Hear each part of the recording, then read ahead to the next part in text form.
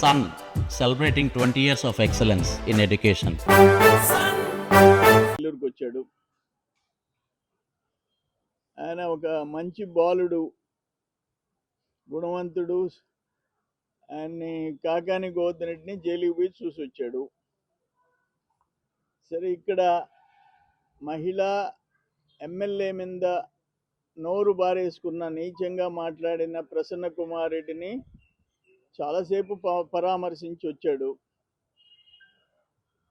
బయటికి రావటం, చంద్రబాబు నాయుడు గారిని, ప్రభుత్వాన్ని నోటికి వచ్చినట్టు మాట్లాడాడు. ఒక్కటి నిజం లేదు. ఆయన మెయిన్గా ఏం మాట్లాడంటే, ఆయన వస్తుంటే, జనం వస్తుంటే ఆంక్షలు పెడుతున్నారంట. ఆంక్షలు పెట్టి కంప్లీట్గా ఆపేస్తున్నారంట. నేనేమంటాను, నువ్వు పర్మిషన్ ఏం పెట్టుకున్నావు? ఆయన పరామర్శిస్తాను పోతానన్నావు. అంతమంది 100 మంది పోలీసులు పెట్టారు నీకోసం. అక్కడ ప్రసన్న కుమార్ రెడ్డి ఇంటి దగ్గర 100 మందిని అలో చేయమన్నారు. నువ్వు పరామర్శకు వచ్చావు, బహిరంగ సభకు రాలే. ర్యాలీ అని పెట్టలే, నువ్వు పర్మిషన్ ర్యాలీ అని పెట్టలే. నేను స్ట్రైట్గా ఒకటి అడుగుతుండా, తమరు ముఖ్యమంత్రిగా ఉన్నప్పుడు ఈ మాత్రం బయట రావాలంటే పరదాలు వేయాలా, షాపులు మూసేయాలా, బ్యారికేడింగ్ చెయ్యాలా, చెట్లు నరికేయాలా? ఏం మాట్లాడినారు మీరు?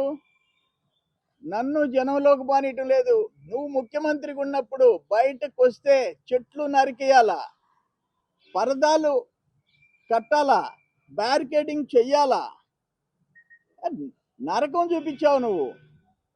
తమరు ముఖ్యమంత్రిగా బయట వస్తే ఇంకా ఆ ప్రాంత ప్రజలు, వ్యాపారస్తులు, కిళ్ళి కొట్టులు, షాపులు, ట్రాఫిక్ నరకం చూపించావు. ఈరోజు ఫ్రీగా వదిలేస్తున్నాం మిమ్మల్ని. మీరు నోటికొచ్చినట్టు మాట్లాడుతున్నారు. తప్పుడు కేసుల గురించి మాట్లాడినాడు. తప్పుడు కేసులు పెడుతున్నారంట. అయ్యా, తమరి టైంలో చంద్రబాబు నాయుడు గారు, కింజారపు అచ్చెన్నాయుడు గారు, కొల్లు రవీంద్ర, బీసీ జనార్దన్ రెడ్డి, ధూళిపాల నరేంద్ర, జేసీ ప్రభాకర్ రెడ్డి గారు, అస్మిత్ రెడ్డి, బీటెక్ రవీంద్రారెడ్డి, ఉక్కు ప్రవీణ్ కుమార్ రెడ్డి, చింతమనేని ప్రభాకర్, చెల్లా రామచంద్రారెడ్డి, ఓన్లీ మెయిన్ కొన్ని ఎగ్జాంపుల్ చెప్పా. ఆఫీసర్లు గురించి మాట్లాడినావు. నీ వల్ల ఆనాడు శ్రీలక్ష్మి దగ్గర నుంచి, ధనంజయ రెడ్డి దగ్గర నుంచి, శ్యామలరావు దగ్గర నుంచి, పోలా భాస్కర్ దగ్గర నుంచి ఐఏఎస్లు, ఐపీఎస్లు, పి సీతారామాంజనేయులు, కాంతి రాణా, విశాల్ గున్ని, ఆ grade officer Venkatareddy, DMG Venkatareddy, నీ వల్ల వీళ్ళందరూ ఆఫీసర్లు జైలుకు పోయినారు. నేను చెప్పిన మా నాయకుల్ని దుర్మార్గంగా కేసులు పెట్టి చంద్రబాబు నాయుడు గారి దగ్గర నుంచి చింతమనేని ప్రభాకర్ వరకు జైలుకి పంపించావు. ప్రభాకర్ రెడ్డిని అయితే జేసీ ప్రభాకర్ రెడ్డి రావటం జైలు నుంచి, మళ్ళీ ఇంకో కేసు పెట్టడం, జైలుకి పంపించటం, ఇన్ని ఘోరాలు చేశావు. నేను అడుగుతుండా, నువ్వు ఈరోజు మాట్లాడినావు, చంద్రబాబు నాయుడు ఇంటికి తాళం వేసింది ఎవరు? ప్లస్ పార్టీ ఆఫీస్, కేంద్ర కార్యాలయాన్ని ధ్వంసం చేసింది ఎవరు? ఎవరి టైంలో? ఎవరు ముఖ్యమంత్రి? తెలుగుదేశం మంగళగిరిలో ఉండే తెలుగుదేశం పార్టీ కేంద్ర కార్యాలయాన్ని ధ్వంసం చేసింది ఎవరు?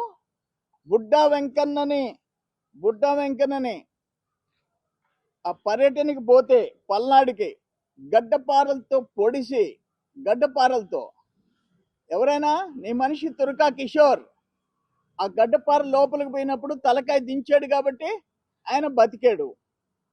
దాని గురించి నువ్వు మాట్లాడతావు. ఇసుక గురించి మాట్లాడతావు. ఈరోజు వెంకటరెడ్డి జైలుకు పోయే పరిస్థితి వచ్చిందంటే ఇసుక కుంభకోణం. అప్పటికి ఇప్పటికి ఇసుకకి ఎంత తేడా? ఇసుక ఒక పద్ధతి ప్రకారం జరుగుతుంది. ఒక illegal mining. Director mines and geology 2/1 అంటే జనవరి 2, 2024 దాంట్లో ఆయన క్లియర్గా ఆయన చెప్పిన మాట ఏంటంటే, మళ్ళీ ఒకసారి మీకు ఒక మధ్యలో 2 లైన్లు, further it is also submitted that the department in the district that is both regular and vigilance, of facing hell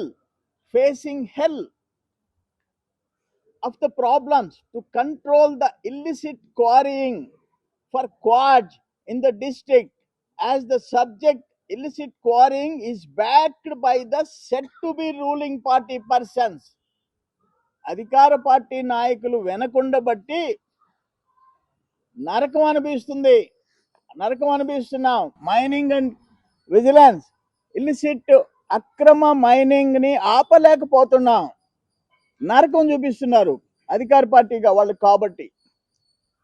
ఇంత క్లియర్గా ఇస్తే ఎవరి టైంలో ఇచ్చింది ఇది? చంద్రబాబు నాయుడు ముఖ్యమంత్రి, జగన్మోహన్ రెడ్డి ముఖ్యమంత్రి, కాకాని గోవర్ధన్ రెడ్డి మంత్రి. ఎవరి నియోజకవర్గం? ఈరోజు నువ్వు జైలుకు పోయి చూసి వచ్చిన మంచి బాలుడు నియోజకవర్గం. ఎవరి సొంత మండలం? ఆ బాలుడి మండలం, పొదలకూరు మండలం. ఆయన తోడేరు పక్కన ఊరు. ఇంతకంటే కావాలనా? క్లియర్గా 60,000 టన్నులు, అరౌండ్ 150 crores ఇల్లిసిట్ క్వారింగ్ జరిగిందని రిపోర్ట్స్ ఇచ్చున్నారు. ఇల్లీగల్ మైనింగ్ జరగలేదు అని చెప్పి ఒక విఆర్ఓ ఇచ్చాడన్నాడు. అయ్యా 2024 జనవరి 2 తమరే ముఖ్యమంత్రి. ఆనాడు డిడి మైన్ శ్రీనివాస్ ఇచ్చిన రిపోర్ట్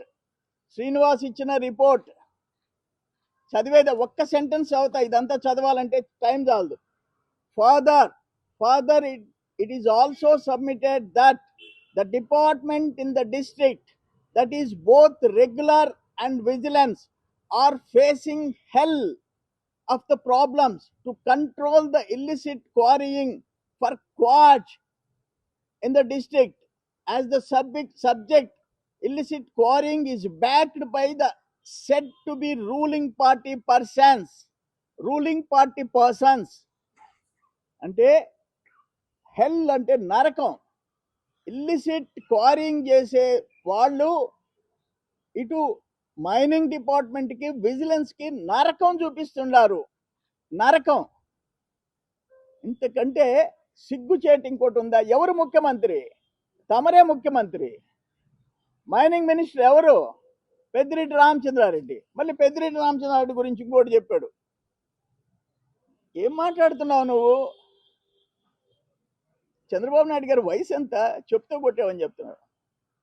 అయ్యా, పెద్దిరెడ్డి రామచంద్రారెడ్డిని చంద్రబాబు నాయుడు వర్గం ఒకసారి కుమ్మింది.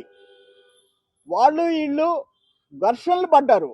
కానీ చెప్పుతో కొట్టామని మాట్లాడతావే. పెద్దిరెడ్డి రామచంద్రారెడ్డిని అటాక్ చేసి ఆ బ్యాచ్ అంతా వచ్చి, చంద్రబాబు నాయుడు గారి బ్యాచ్ నెల్లూరు సర్వేపల్లి నియోజకవర్గం నిడుగుంటిపాడంలో తలదాచుకున్నారు. ఏంటి కారణం అంటే పెద్దిరెడ్డి రామచంద్రారెడ్డి మీద అటాక్ చేసినాడు. నువ్వు ఈరోజు ఏం భాష వాడుతున్నావు? చంద్రబాబు నాయుడిని చెప్పు తీసుకొని కొట్టే దమ్ములున్నాయా?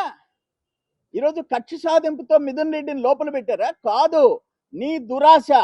ఇంటర్నేషనల్ లిక్కర్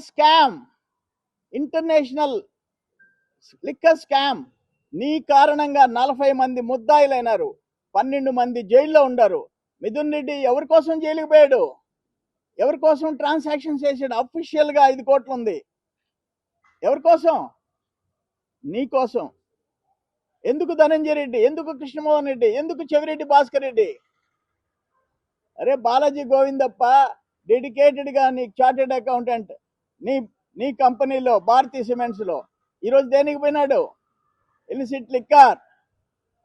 నువ్వు మాట్లాడతావా చంద్రబాబు నాయుడు గారి గురించి? కాలేజీలో ఆ రోజు నాకు చెప్పింది, నాకు తెలిసింది. నేను చిన్న పిల్లోడిని. నిడుగుంటిపాడంలో ఒక బ్యాచ్ వచ్చి తలదాచుకొని ఉన్నారు. ఏంది కారణం అంటే పెద్దిరెడ్డి రామచంద్రారెడ్డి మీద అటాక్ చేశారు. నువ్వు ఈరోజు రామచంద్రారెడ్డి కొట్టాడని చెప్తున్నావు. వయసు కన్నా ఇవ్వాలి కదా గౌరవం. అందుకే కదా తమరు 16 నెలలు జైల్లో ఉన్నారు. గొప్పోళ్ళు మీరు. నీ వల్ల ఎంతమంది ఐఏఎస్, ఎంతమంది ఐపీఎస్ జైలుకు పోయింది కూడా నేను చెప్పా.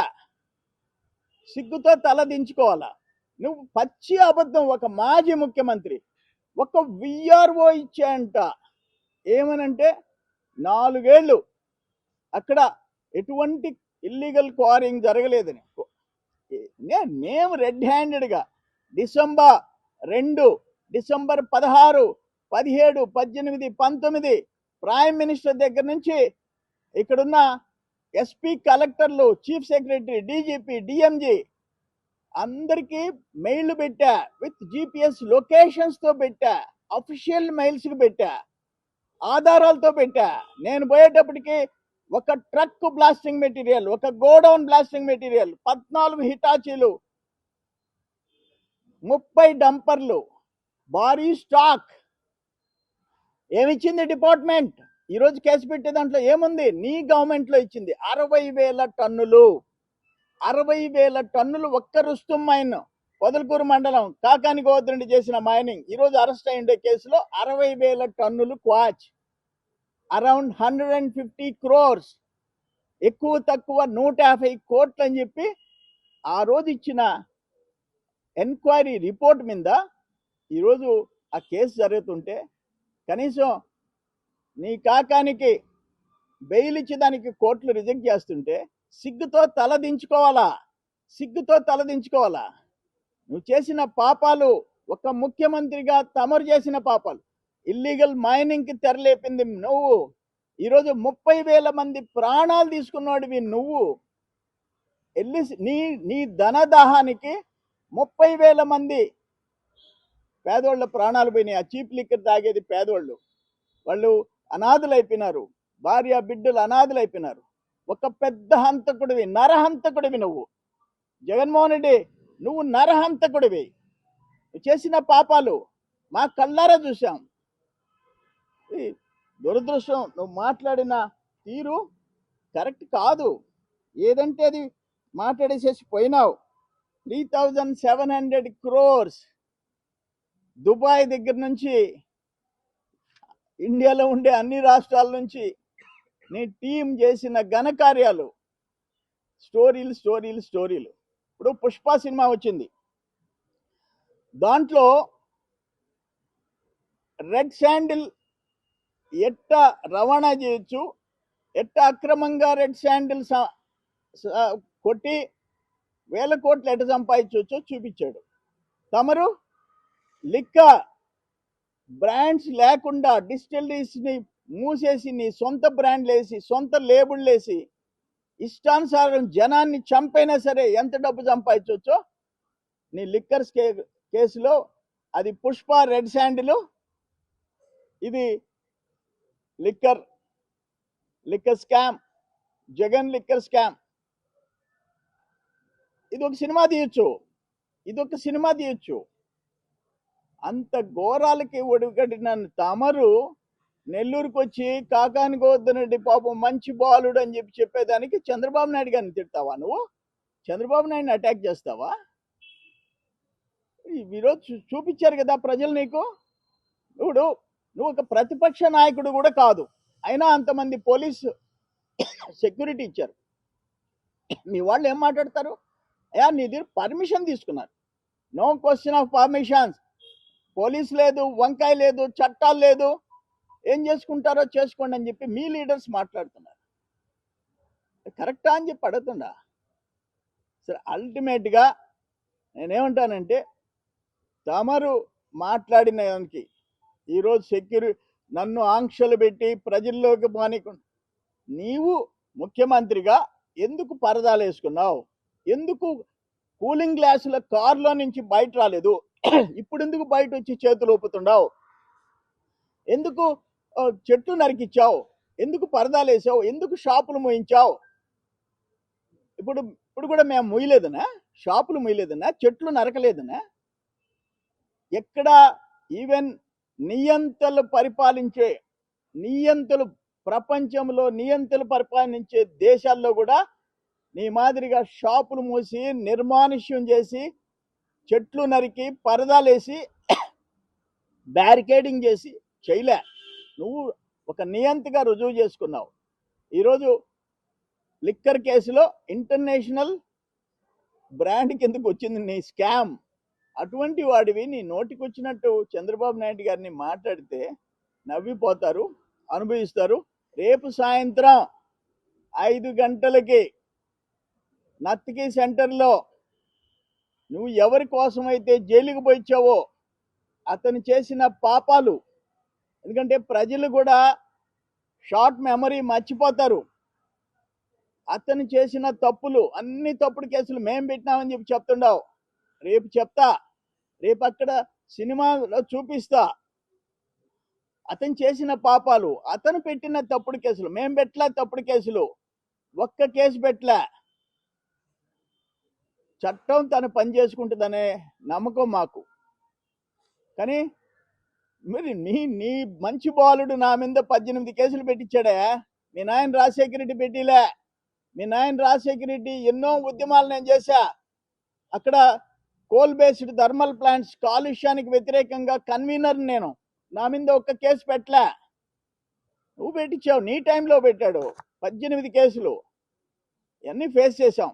వాట్ ఎవర్ ఫైనల్గా చెప్తుండా, రేపు సాయంత్రం నీ అనుచరుడు కాకాని చేసిన పాపాలు సినిమాలో చూపిస్తా. చూసి తెలుసుకో. నువ్వు ఆయన చేసిన పాపాలకి మందలించాల్సింది పోయి సస్పెండ్ చేయాల్సింది పోయి ఆయన మళ్ళీ జిల్లా అధ్యక్ష పదవి ఇచ్చావు. అంటే ఆయన బాటలో కొరవ కార్యకర్తలను నడవమని. నిన్ను బంగాళాఖాతంలో చంద్రబాబు బావిలో దూకి చావాలన్నావు కదా. నువ్వేం చెప్పావు? వై నాట్ 175 అన్నావు, ఇంక్లూడింగ్ కుప్పం అన్నావు. 11 ఇచ్చారు. బంగాళాఖాతంలో దూకి చావకూడదా? బంగాళాఖాతంలో దూకి చావకూడదా? ఎవరు చావాలా? ప్రతిపక్ష హోదా రాని వాళ్ళు ఇన్ని కూతలు కూస్తుంటే, అది కూడా నువ్వు ఒక్క ఛాన్స్ అంటే ఏదో ఇచ్చారు. అయినా మా ప్రతిపక్ష హోదా అయితే ఉండింది కదా, నీకు అది కూడా లేదు కదా. ఎవరు దూకి చావాలా? కేంద్ర మంత్రి నిండు లోకసభలో చెప్పాడు. లోక్సభలో ప్రీవియస్ గవర్నమెంట్ రైతుల ఇన్సూరెన్స్ ప్రీమియం కట్టలేదు, 3 years కట్టలేదని చెప్పి పార్లమెంట్లో చెప్పాడు. ఆయన భూముల స్కామ్ గురించి మాట్లాడాడు. ఇంకొక మాట, భూముల స్కామ్ గురించి ల్యాండ్ టైటిలింగ్ యాక్ట్ తెచ్చి వాళ్ళ నోట్లో మట్టి కొట్టింది నువ్వు. ల్యాండ్ టైటిలింగ్ యాక్ట్ మేము వచ్చి దాన్ని రద్దు చేశాం. నీకు ఒక విలువలు అంటే స్పెల్లింగ్ తెలియదు జగన్మోహన్ రెడ్డి. నీకు విలువలు అంటే తెలియదు నీకు. అందుకని 5 ఏళ్ళు రాష్ట్రాన్ని సర్వనాశనం చేసి ఇప్పుడు మాకు నీతులు చెప్తున్నావు. ఇప్పుడు పవర్ పోయి 11 సీట్లు ఇచ్చిన తర్వాత 11 రెడ్డిగా మారిపోయిన తర్వాత ఇప్పుడు మాట్లాడుతున్నావు. నువ్వు ఏం మాట్లాడుతున్నావు?